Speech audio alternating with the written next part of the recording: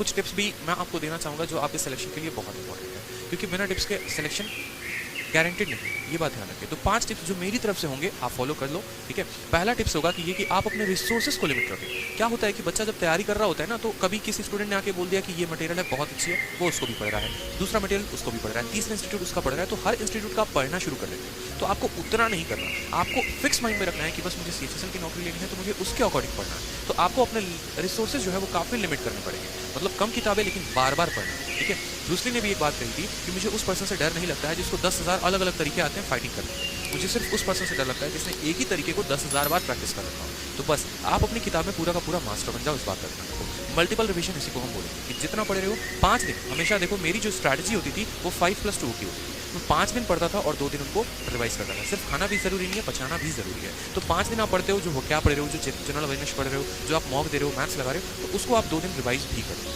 Most important है, बिना revision के आपका सिलेक्शन मुश्किल है। बात करते हैं डेली आपको एक मॉक देना है। अगर आप डेली नहीं दे सकते तो आप वीकली जरूर एक मॉक दें, और इंपॉर्टेंट है उसकी एनालिसिस। मॉक में क्या गलतियां हुई आपसे, क्या क्वेश्चंस थे जो आपको नहीं आते थे, किन टॉपिक्स पे आपको फोकस करना है, मैथ्स का कौन सा गलत हुआ, इंग्लिश का कौन सा गलत हुआ, कौन से चैप्टर से गलती हुई, एक एक बात आपको ध्यान रखना है। और एक डायरी ऑफ मिस्टेक्स आपको बनानी है। डायरी ऑफ मिस्टेक्स क्या है, एक डायरी बना ली, मॉक में जो गलती होती है, कहीं पर गलती होती है, उस डायरी में लिखो। क्योंकि अक्सर ऐसा देखा जाता है कि जो गलती आप मॉक में कर रहे होते हो वही गलती आप पेपर में भी करके चले आते हो। तो कम से कम वो गलती तो आप रिपीट नहीं करोगे। एग्जाम के 5 दिन पहले से इस डायरी ऑफ मिस्टेक्स को पढ़ना आप शुरू कर देना। नेक्स्ट बात करते हैं यहाँ पर, आप अपने कैलकुलेशन स्पीड को बढ़ाओ, ठीक है। जितना ज्यादा कैलकुलेशन कर सकते हो उतना ज्यादा कैलकुलेशन करो। डेली आप 15 मिनट अपने आप को दो, सुबह उठते ही 15 मिनट दो, माइंड में ही आप अपना कैलकुलेशन करना शुरू कर दो। कैलकुलेशन की बहुत एग्जॉस्टिव वीडियो जो अब तक यूट्यूब पर नहीं है, कम से कम 10 से 12 घंटे की वीडियो मैं लेकर आऊंगा एक साथ पूरी की पूरी, और एक एक चीज कैलकुलेशन की मैं आपको बताऊंगा कि जैसे 125 हो गया, इसका स्क्वायर आप सीधा कैसे कर सकते हो। सीधा आप लिखोगे 156 25, ऐसे शॉर्ट फॉर्म में कैसे लिख सकते हो बड़ी बड़ी संख्याओं का स्क्वायर, ठीक है। 82 को आप सीधा कैसे गुना कर दोगे 88 से,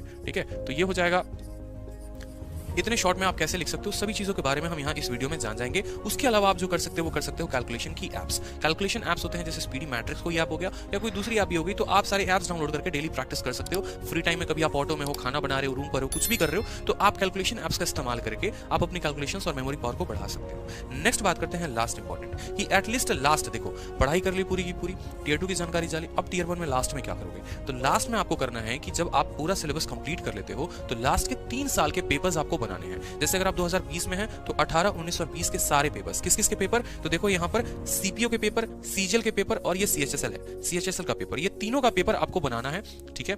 इनके द्वारा कराए गए सिर्फ प्री के पेपर्स, ये बात ध्यान रखिए, क्योंकि कमीशन एक है, वेंडर एक है जो आपका पेपर कंडक्ट कराती है, तो ज्यादा सवाल के लेवल में फर्क आएगा नहीं और इनके पेपर्स को आप करके जाओगे। जब आप इतना तैयारी कर लेते हो तो आप बहुत 100% श्योर हो जाते हो अपने सिलेक्शन के लिए। उसके बाद आपकी दुनिया की कोई ताकत आपको सिलेक्शन लेने से नहीं रोक सकती, ठीक है। तो ये बात ध्यान रखेंगे।